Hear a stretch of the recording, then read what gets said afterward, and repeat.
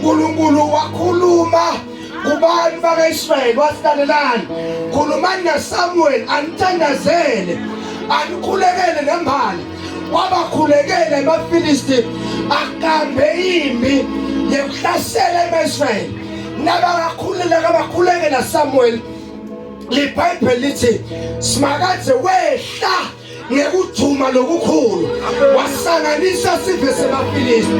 Ama-Israyeli asawaqosha lamaFilisti, awagijimisa, awagwaza, abulala inombolo lenkulu. Ula Samuel khona thatha litshe walimisa wathi Ebeneza Nkosi usolile.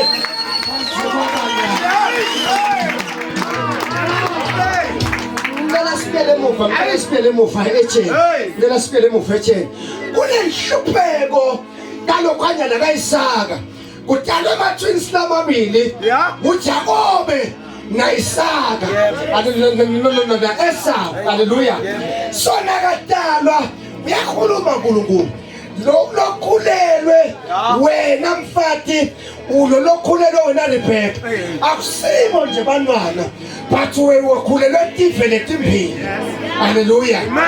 Lona lomdzala utawukhothama lona lomncane, nembala esuka ingathathu wabonakala kwawusivele lomncane sewulidlile lifa lalo lomdzala, haleluya.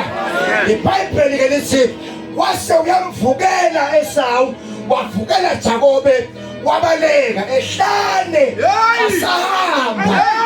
Wabusise matshe wathi lapha mntawakho umphethe wami, lala mntawulala khona. Wathi nomphethe sewakhipha shonke umqamela, wathatha lelinye lamatshe wakamela nakulo, basiyavela Jehova ebusuku. Wayishobona litshe akahlala ngendle,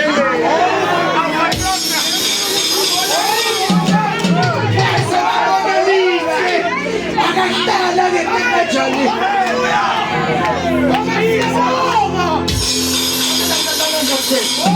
Laba labafile bathi wena wasala abebangenalo litshe.